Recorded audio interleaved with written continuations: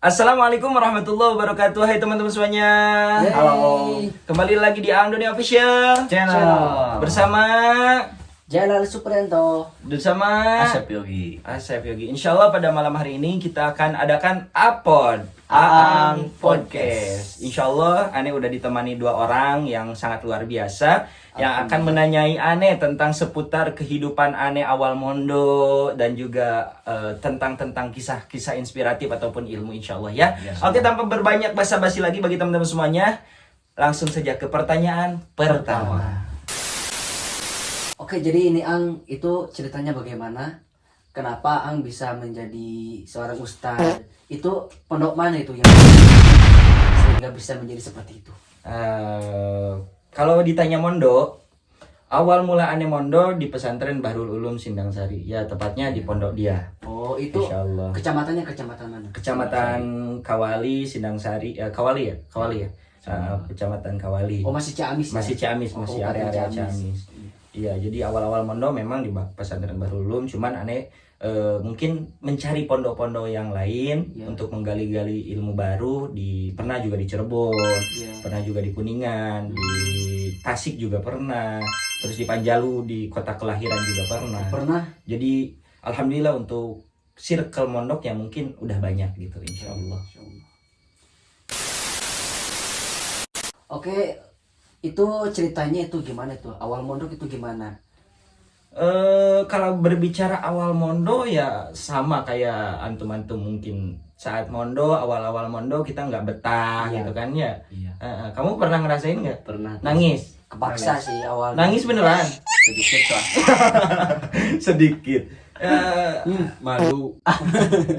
Aneh pernah dulu tuh awal-awal mondo ada kisah dramatisnya juga sih. Karena saat-saat awal Ane mondo itu pas ditinggalin sama orang tua, Ane ngejar mobil. Ngejar mobil. Jadi seolah-olah Ane tuh mau dibuang, mau ditinggalkan sampai baba gitu, sampai sama mama jangan tinggalin gitu pernah. Dan dramatisnya itu kayak kita di film FTP gitu. Kita lempar-lempar batu di bawah pohon kelapa gitu. Iya. Kelihatan banget orang yang depresinya. Dan Ane saat awal-awal mondo tuh mungkin kalau orang sehari 2 hari nangis gitu kan atau seminggu. Iya, Ane tuh 3 minggu. Oh, 3 minggu. 3 minggu nangis. Lama juga ya? Lama. Iya. Lupa gak bawa ember. Harusnya kan kita. Awal-awal Ane nangisnya 3 minggu. Cuman kalau Ane tuh punya inisiatif yang mungkin nggak sama santri-santri sekarang bisa alamin gitu. Kayak Ane mau nangis nih. Setiap sholat berjamaah Ane tuh ingat sama orang tua. Oh. Setiap berjamaah tuh ingat sama orang tua. Nah, tipsnya itu ketika Ane mau nangis, Ane masuk kobong, Ane masukin kepala, di dalam nangis. Jadi orang-orang tuh nyangka Ane kan nangis. Gitu. Benar. Masukin kepala kemana itu maksudnya? Ke lemari beneran. Kan dulu tuh posisi lemari itu kita tuh kayak pakai lemari plastik. Oh iya. Kalau lemari yang gede-gede mungkin kelihatan ya, saat masuk pun tetap kelihatan. Iya. Ini yang kecil tuh, jadi bisa masuk kepala doang. Jadi orang-orang tuh dari luar gak lihat. Oh gitu. Nangis di dalam itu. Di dalam? Pas ditanya gitu kan, ada temen juga namanya Ugi gitu kan, satu pondok. Iya. Dia pegang saya, Ang ayo ngaji katanya. Aneh keluar udah gitu aja Dilap-lap gitu dilap. ya? Malu gitu ya? Nggak mau, soalnya Aneh tuh orang yang mungkin pas awal mondok paling cengeng di kelas Aneh. Oh, paling cengeng. Paling cengeng. Tidak terduga ya. Orang paling cengeng sekarang menjadi orang paling pintar. Amin. Iyakum masyaallah. Mudah-mudahan antum juga jadi orang-orang yang Amin, pintar. amin, Allah. Semoga orang-orang yang menonton juga menjadi seseorang yang bisa termotivasi oleh cerita ini. Iya, Asik. Masya Allah. Lanjut. Lalu itu suka duka di awal pesantren itu gimana sih Suka duka. di pesantren? Suka duka di pesantren antum pernah ngalamin? Pernah. Apaan tuh? Banyak lah gitu. Eh, Uang habis. Oh, uang habis sudah biasa itu. Iya. Itu pasti. Kalau uang habis mungkin semua orang juga pernah ngalamin, mungkin kayak kita kehabisan duit terus kita nopel ke orang gitu, makan ke orang kan udah biasa. Cuman Ane tuh punya suka duka yang bener-bener dramatis saat di pondok yang sampai saat ini Ane ingat. Jadi dulu tuh Ane dari kelas 1 SMP, Sanawiyah gitu ya. Ane tuh udah kayak mendidik diri Ane buat belajar pidato. Belajar pidato. Iya. Oh. Jadi dari awal tuh memang senangnya ke pidato. Itu belajarnya sendiri atau ada yang ngedidik gitu? Jadi kalau untuk kita mencari pembahasan ya mungkin ya dari guru gitu, Dari guru. dari kitab, dari guru juga. Cuman untuk memperlebar bahasan itu ya kita otodidak ya dikembangin sendiri. Oh gitu. Karena dari dulu juga aneh tuh punya berpikiran kayak gini. Lu tuh kalau mau maju ya harus rajin juga cari sesuatu yang baru gitu. Oh ternyata gak ada yang namanya bakat ya. Heeh. Tentunya semuanya itu butuh proses ya. Butuh proses beneran. Benar-benar. Nggak mungkin antum sekarang jadi gede seperti ini kalau Iya. nggak berproses dari kelas 1 sampai SMP gitu. Iya. Ya tentunya harus ada proses gitu. Cuman dari dulu aneh tuh pernah ikut perlombaan. Perlombaan ini aneh antara Priangan Timur.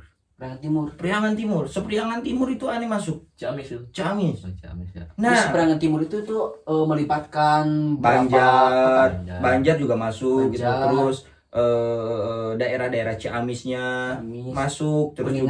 juga Kuningan Oh, masuk. masuk. Pangandaran ya. Pangandaran, Pangandaran, ya ya. itu tuh juga masuk semuanya. Di Darussalam tuh diadain satu perlombaan pidato gitu ya. Nah, aneh tuh dulu masuk ke situ. Orang-orang tuh kan pada diantar sama orang tuanya, Iya. pakai mobil, Iya. pakai motor. Aneh tuh cuma sama satu guru, Mang Kiki. Oh, Mang Kiki. Mang Kiki. Iya. Mang Kiki Mas Duki tuh bener-bener nyupport aneh. Aneh tuh pas mau berangkat baju lusuh. Iya. Baju lusuh. Namanya juga anak di pondok kan. Iya. Nggak ada yang benerin baju. Nah, pas mau berangkat sendal aneh nggak ada. Aduh. Itu udah Sibuk. biasa sih. Ya. Heeh. Kalau di pondok kan saling pakai nggak akhirnya hilang Iya. gitu. Mau berangkat baju lusuh, sarung lusuh, peci juga udah kotor Lepet banget, gitu ya. udah lepet. Nah, nggak Sebuah pakai membagongkan. nggak pakai sendal, nggak pakai Apa sendal, original? nggak pakai, Masa? beneran nggak pakai sekali. Lalu pas ke panggung gimana? Enggak akhirnya belum ke panggung.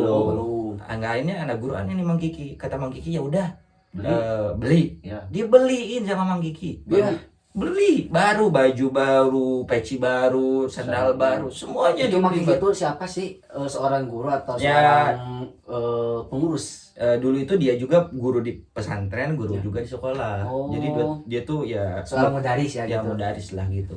Di dua pondok dan juga di pesantren, Iya, di sekolah. sekolah. Gitu. Dia yang beliin aneh itu baju, terus juga peci, semuanya. Nah, yang sangat paling aneh itu tuh, yang sangat paling aneh inget banget dukanya itu saat di mobil udah pakai baju baru, Iya. pakai sandal baru, peci baru, muntah di mobil. Kira-kira gimana itu? Enggak, akhirnya baju yang baru ini baru dipakai kotor lagi. Cuman baju doang, Baju kalau doang ya? sarung enggak. Enggak, ini kata Mang Kiki, "Ya udah beli lagi," katanya. Beli lagi? Beli lagi. Ya Allah, aneh sampai ingat jasa dia tuh sampai sekarang. Masya Import Allah. banget ya Mang Kiki. Import ya. Effortnya Banget. tinggi banget sama aneh tuh. Aneh. Support lah ya. Support gitu. Dia tuh memang kalau dulu guru yang aneh sangat kayak fans gitu sama dia. Karena memang kalau dia berjuang nggak tanggung gitu. Ya udah, yang penting santrinya atau didikannya berhasil gitu. Itu dulu waktu umur berapa itu? Umur kelas 3 SMP. Oh. Berarti bukan bocah ingusan ya. Iya, Udah mulai dewasa lah. mulai dewasa. Bocah muntah. Tapi yang sangat disayangkan tuh itu. Coba pas aneh menang, kan aneh Sepriangan Timur juara nih. Iya, satu. Ya. Iya. Hingga Yang akhirnya apa? Ada orang-orang kan dipanggil dari juara 3 kan? Iya. Juara 3 perwakilan naik ke panggung kan? Iya. Ya, sama ibunya dipeluk-peluk, diangkat-angkat Oh. gitu. Iya. Juara kedua dari perwakilan diangkat-angkat, Bangga dengan dia. bangga. Oh. Nah, aneh pas menang juara 1, Doni dari MTS Talaga Sari naik cuma sama Mang Kiki, nggak ada orang tua. Sedih banget ya itu ya. Sedih banget, ya Allah, itu benar-benar bagi aneh duka banget. Orang mah dianterin di mobil, disiapin bajunya, disiapin sendalnya, pecinya. Aneh tuh nggak kagak sama sekali. Sampai menang pun pas ditelepon, "Mi, aneh menang." Cuman ya alhamdulillah.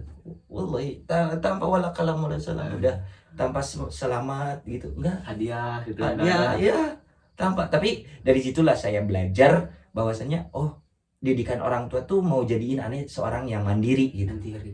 Supaya apa-apa tuh enggak kayak terpaut sama orang tua gitu kan. Kalau zaman sekarang apa-apa orang tua. Nah, kalau aneh kan enggak. Dari situ tuh aneh tuh udah memang dulu itu berpikir kok orang tua aneh jahat banget gitu kan. Iya, emang sih kalau dulu pasti gitu. Tapi sekarang kayak kita udah terbuka. Oh iya, aneh tuh jadi gini karena tekad aneh, karena kemandirian aneh gitu. Jadi ya orang tua kayak gitu tuh niatnya mendidik aneh juga gitu. Oh iya. Kalau suka itu benar-benar itu duka banget bagi aneh sih. Perasaan ketika dipanggil untuk menjadi juara nomor 1 itu gimana perasaannya? Bangga aku mah gitu. Kaget gak itu? Kalau disebut bangga karena udah langganan juara, Iya. jadi nggak terlalu Gak aneh ya. Nggak aneh.